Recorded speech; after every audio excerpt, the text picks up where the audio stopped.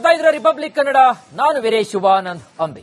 ನೋಡಿ, ಚಿತ್ರದುರ್ಗದ ರೇಣುಕಾಸ್ವಾಮಿ ಕೊಲೆ ಪ್ರಕರಣಕ್ಕೆ ಸಂಬಂಧಪಟ್ಟಂತೆ ಕೊಲೆ ಆರೋಪಿ ದರ್ಶನ್ಗೆ ನಾಳೆ ನಿರ್ಣಾಯಕ ದಿನ ಅಂತ ಹೇಳಲಾಗ್ತಾ ಇದೆ. 59ನೇ ಸಿಸಿಎಚ್ ಕೋರ್ಟ್ನಲ್ಲಿ ಮಹತ್ವದ ವಿಚಾರಣೆ ಕೂಡ ನಡೆಸಲಿಕ್ಕಿದೆ. ಮಾಫಿ ಸಾಕ್ಷಿಗೆ ಕೋರಿ ಆರೋಪಿ ಪ್ರದೋಷ್ ಅರ್ಜಿಯನ್ನ ಸಲ್ಲಿಕೆಯನ್ನ ಮಾಡಿದ್ರು. ಪ್ರದೋಷ್ ಮಾಫಿ ಸಾಕ್ಷಿಗೆ ಇತರೆ ಆರೋಪಿಗಳನ್ನು ಕೂಡ ಪ್ರಶ್ನೆ ಬರ್ತಾ ಇತ್ತು. ಪ್ರಶ್ನೆಯನ್ನು ಮಾಡಲು ನಮಗೆ ಅವಕಾಶವನ್ನ ಕೊಡಿ ಅಂತ ಆರೋಪಿಗಳು ಕೋರಿದ್ದಾರೆ.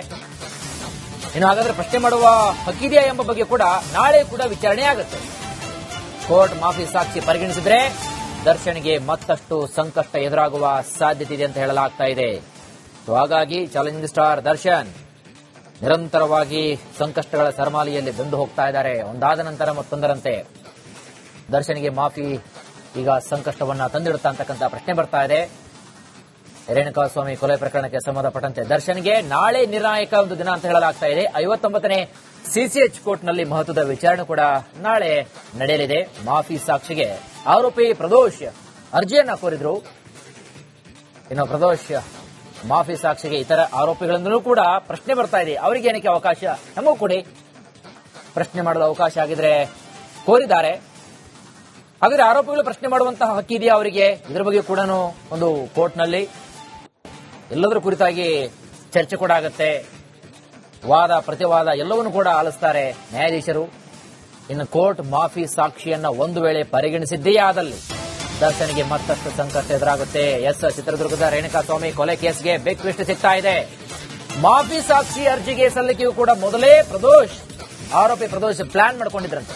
ದರ್ಶನ್ ಬ್ಯಾರಕ್ನಿಂದ ಪ್ರತ್ಯೇಕವಾಗಿದ್ದ ಆರೋಪಿ ಪ್ರದೋಷ್ 20 ದಿನಗಳ ಹಿಂದೆಯೇ ದರ್ಶನ್ ಬ್ಯಾರಕ್ನಿಂದ ಸಪರೇಟ್ ಆಗಿದ್ದ ಆರೋಪಿ ಪ್ರದೋಷ್ ದರ್ಶನ್ ಜೊತೆಗೆ ಮನಸ್ತಾಪ ಮಾಡಿಕೊಂಡಿದ್ರಂತೆ. ಬಳಿಕ ಪ್ರತ್ಯೇಕ ಸೆಲ್ಗೆ ಯಾವಾಗ ಶಿಫ್ಟ್ ಮಾಡುವಂತೆ ಪ್ರದೋಷ್ ಮನವಿಯನ್ನ ಮಾಡಿದ್ರೋ ದರ್ಶನ್ ಅವರನ್ನ ಪ್ರದೋಷನಿಂದ ಬೇರ್ಪಡಿಸಿ ಕ್ವಾರಂಟೈನ್ ಬ್ಯಾರಕ್ಗೆ ಅವರನ್ನ ಸೇರ್ಪಡೆ ಮಾಡಲಾಗುತ್ತೆ. 20 ದಿನಗಳ ಹಿಂದೆಯೇ ದರ್ಶನ್ ಬ್ಯಾರಕ್ನಿಂದ ಪ್ರತ್ಯೇಕ ದರ್ಶನ್ ಜೊತೆಗೆ ಮನಸ್ತಾಪ ಮಾಡಿಕೊಂಡಿದ್ದ ಆರೋಪಿ ಪ್ರದೋಷ್ ಬಳಿಕ ಪ್ರತ್ಯೇಕ ಸೆಲ್ಗೆ ಶಿಫ್ಟ್ ಮಾಡುವಂತೆ ಪ್ರದೋಷ್ ಮನವಿ ಕೂಡ ಮಾಡಿಕೊಂಡಿದ್ದಂತೆ. ಆ ಹಿನ್ನೆಲೆಯಲ್ಲಿ ಕ್ವಾರಂಟೈನ್ ಸೆಲ್ನಲ್ಲೇ ಪ್ರತ್ಯೇಕ ಬ್ಯಾರಕ್ಗೆ ಆರೋಪಿ ಪ್ರದೋಷನನ್ನ ಶಿಫ್ಟ್ ಮಾಡಿದ್ದಾರೆ. ಶಿಫ್ಟ್ ಆದ ಬಳಿಕ ಮಾಫಿ ಸಾಕ್ಷಿಗೆ ವಕೀಲರ ಮುಖಾಂತರ ಆರೋಪಿ ಪ್ರದೋಷ್ ಸಕಲ ರೀತಿಯಾದಂತಹ ಸಿದ್ಧತೆಯನ್ನ ಮಾಡಿಕೊಳ್ತಿದ್ದಾರೆ. ಆ ಹಿನ್ನೆಲೆ ಈಗ ಪ್ರದೋಷಿನ ಒಂದೊಂದು ಹೇಳಿಕೆ ಮೇಲೆ ದರ್ಶನ್ ಅವರ ಒಂದು ಮುಂದಿನ ಈ ಪ್ರಕರಣ ಸಾಕಷ್ಟು ತಿರುವನ್ನ ಪಡೆದುಕೊಳ್ಳುತ್ತೆ.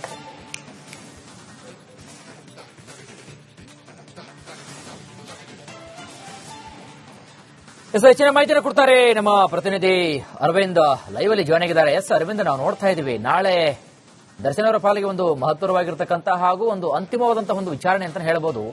ಆರೋಪಿ ಪ್ರದೋಷ್ ಕೊಡ್ತಕ್ಕಂತಹ ಹೇಳಿಕೆ ಅವರು ಹಾಗೂ ಮಾಫಿ ಸಾಕ್ಷಿ ಒಂದು ಹೇಳಿಕೆ ಸಂಬಂಧಪಟ್ಟಂತೆ ಅವರು ಕೊಡ್ತಕ್ಕಂತಹ ಹಾಗೂ ಅವರ ಒಂದು ಸ್ಟೇಟ್ಮೆಂಟ್ ಸಾಕಷ್ಟು ಮಹತ್ವವಾಗಿರುತ್ತೆ. ಸೊ ಹಾಗೆ ನಾಳೆ ಏನೆಲ್ಲ ಪ್ರೊಸೆಸ್ ಆಗಬಹುದು, ಸದ್ಯದ ಮಟ್ಟಿಗೆ ಏನೆಲ್ಲ ಮಾಹಿತಿಯನ್ನ ಕೊಡ್ತೀರಿ ಅರವಿಂದ್?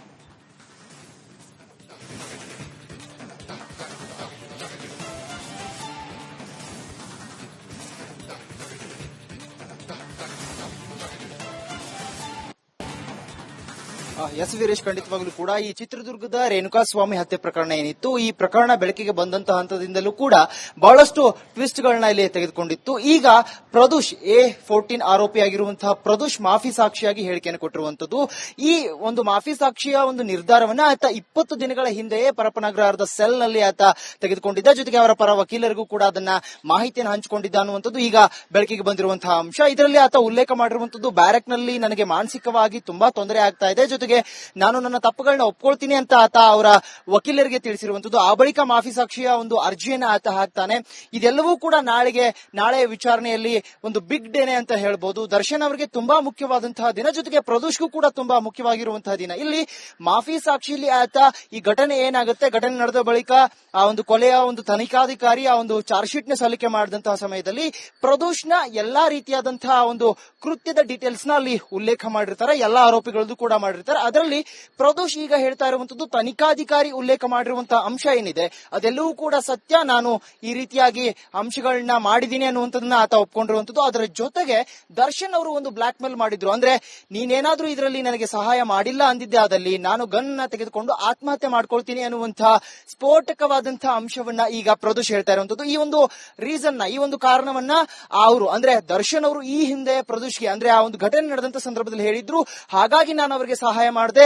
ಗಿರಿನಗರದ ಮನೆಯಿಂದ ನಾನು ಆ ಒಂದು ಸ್ಪಾಟ್ಗೆ ಹೋಗಿದ್ದೆ. ಪಬ್ ನಲ್ಲಿ ಅವ್ರ ಜೊತೆಗೆ ಸೇರ್ಕೊಂಡ ಬಳಿಕ ಆ ಒಂದು ಶೆಡ್ ನಲ್ಲಿ ಕೃತ್ಯ ಏನ್ ನಡೀತು ಅಲ್ಲಿ ನಾನು ಪ್ರತ್ಯಕ್ಷವಾಗಿ ಇದ್ದೆ ಅನ್ನುವಂಥದ್ದು ಇಲ್ಲಿ ಆತ ಉಲ್ಲೇಖ ಮಾಡಿರುವಂತಹ ಅಂಶ ಒಂದು ಕಡೆ ಆದ್ರೆ, ಮತ್ತೊಂದು ಕಡೆ ಇಲ್ಲಿ ಕೋರ್ಟ್ ನಲ್ಲಿ ಬಹಳ ಪ್ರಮುಖವಾಗಿ ಅವರು ಗಮನಿಸುವಂತಹ ಅಂಶಗಳು ಸಾಂದರ್ಭಿಕ ಸಾಕ್ಷಿ ಅಂದ್ರೆ ತನಿಖಾಧಿಕಾರಿಗಳು ಕೊಟ್ಟಿರುವಂತಹ ಸಾಕ್ಷಿಗೂ ಜೊತೆಗೆ ಈಗ ಈ ಪ್ರತ್ಯಕ್ಷ ಸಾಕ್ಷಿ ಅಂತ ನಾವೇನ್ ಹೇಳ್ತೀವಿ ಆ ಒಂದು ಪ್ರತ್ಯಕ್ಷ ಸಾಕ್ಷಿ ಈಗ ಬಹಳ ಪ್ರಮುಖವಾಗಿ ಅಲ್ಲಿ ನೇರವಾಗಿ ಕಾಣಸಿಗ್ತಾ ಇರುವಂತದ್ದು. ಪ್ರದೋಷ್ ಅದೆಲ್ಲವೂ ಕೂಡ ಸತ್ಯ, ನನ್ನ ಪಾಲುಗಳು ಅಂದ್ರೆ ಈ ಕೃತ್ಯ ಏನ್ ನಡೆದಿದೆ ಇದರಲ್ಲಿ ಇದೆಲ್ಲವೂ ಕೂಡ ನನ್ನ ಕೆಲಸ ಆಗಿತ್ತು, ಇದರಲ್ಲಿ ಇದನ್ನ ದರ್ಶನ್ ಅವರು ಹೇಳಿದ್ರು ಅನ್ನುವಂಥದ್ದು ಆತ ಅಲ್ಲಿ ಉಲ್ಲೇಖ ಮಾಡ್ತಿರುವಂತಹ ಅಂಶ. ಜೊತೆಗೆ ಉಳಿದಂತಹ ಆರೋಪಿಗಳು ಅಂದ್ರೆ ಈಗ ಏನು ಮಾಫಿ ಸಾಕ್ಷಿಯಾಗಿ ಪ್ರದೋಷ್ ಜೊತೆಗೆ ಇನ್ನೋರ್ವ ಆರೋಪಿಯಾಗಿರುವಂತಹ ವಿನಯ್ ಏನಿದ್ದಾನೆ ಆತ ಕೂಡ ಮಾಫಿ ಸಾಕ್ಷಿ ಹೇಳ್ತಾ ಇರುವಂತದ್ದು. ಇದನ್ನ ಪ್ರಶ್ನೆ ಮಾಡೋದಕ್ಕೆ ಉಳಿದಂತಹ ಆರೋಪಿಗಳು ಅಂದ್ರೆ ದರ್ಶನ್ ಆಗಿರ್ಬೋದು, ಪವಿತ್ರ ಆಗಿರ್ಬೋದು, ಇತರೆ ಆರೋಪಿಗಳು ಏನಿದ್ದಾರೆ ಅವರೆಲ್ಲರಿಗೂ ಅವಕಾಶ ಇದೆಯಾ ಅನ್ನುವಂಥದ್ದನ್ನ ವಿಚಾರಣೆಯನ್ನ ನಾಳೆ ಕೈಗೊಳ್ತಾರೆ. ಅದಾದ ಬಳಿಕ ಈ ಮಾಫಿ ಸಾಕ್ಷಿ ಹೇಳ್ತಾ ಇರುವಂತಹ ಅಂಶಗಳು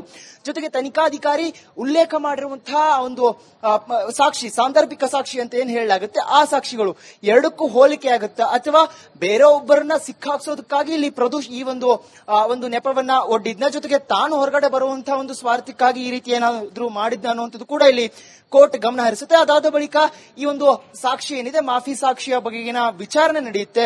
ವಿಚಾರಣೆಯಲ್ಲಿ ಆತ ಈಗ ಮತ್ತೊಂದು ಸ್ಫೋಟಕಾಂಶ ಹೇಳ್ತಾ ಇರುವಂತದ್ದು ದರ್ಶನ್ ಅವರು ಗನ್ ತೆಗೆದುಕೊಂಡು ಆತ್ಮಹತ್ಯೆ ಮಾಡ್ಕೊಂತೀನಿ ಅಂತ ಹೇಳಿದ್ರು. ಹಾಗಾಗಿ ಬಾಸ್ ಆತ್ಮಹತ್ಯೆ ಮಾಡ್ಕೊಳ್ತಾರೆ, ಹಾಗಾಗಿ ನಾನು ಈ ರೀತಿಯಾದಂತ ಅಂದ್ರೆ ಆ ಒಂದು ಕೊಲೆಗೆ ಬೇರೊಬ್ಬರನ್ನ ಸರೆಂಡರ್ ಆಗೋದಕ್ಕೆ ದುಡ್ಡಿನ ವ್ಯವಸ್ಥೆಯನ್ನ ಮಾಡೋಣ ಅನ್ನುವಂಥದ್ದು, ಜೊತೆಗೆ ಪೊಲೀಸ್ ಇಲಾಖೆ ಓರ್ವ ಸಿಬ್ಬಂದಿಯಿಂದ ಮಾಹಿತಿಯನ್ನ ಪಡೆದುಕೊಂಡು ಅಂದ್ರೆ ಸರೆಂಡರ್ ಆಗುವ ರೀತಿಯಲ್ಲಿ ಜೊತೆಗೆ ದುಡ್ಡಿನ ಸಹಾಯವನ್ನ ದರ್ಶನ್ನಿಂದ ಪಡೆದುಕೊಂಡು ಬೇರೆ ಆರೋಪಿಗಳನ್ನ ಅಲ್ಲಿ ಸರೆಂಡರ್ ಆಗೋದಕ್ಕೆ ಹೇಳುವಂಥದ್ದು. ಈ ಎಲ್ಲ ಅಂದ್ರೆ ಕೊಲೆಯ ಒಂದು ಆರೋಪಿಗಳನ್ನ ನಿಜವಾದ ಆರೋಪಿಗಳನ್ನ ಮುಚ್ಚಿ ಹಾಕುವಂತಹ ಕೆಲಸದಲ್ಲಿ ಪ್ರದೋಷ್ ಇದ್ದ ಅನ್ನುವಂಥದ್ದು ತನಿಖಾಧಿಕಾರಿಗಳು ಈ ಹಿಂದೆ ಅದನ್ನ ಮೆನ್ಷನ್ ಮಾಡಿದ್ರು.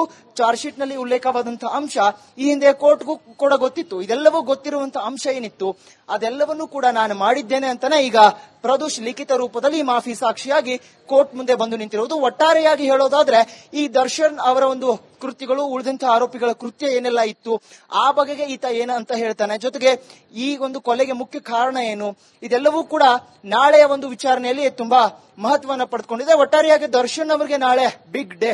ವೀರೇಶ್, ಥ್ಯಾಂಕ್ ಯು ಅರವಿಂದ್ ತಮ್ಮೆಲ್ಲ ಮಾಹಿತಿಗಾಗಿ.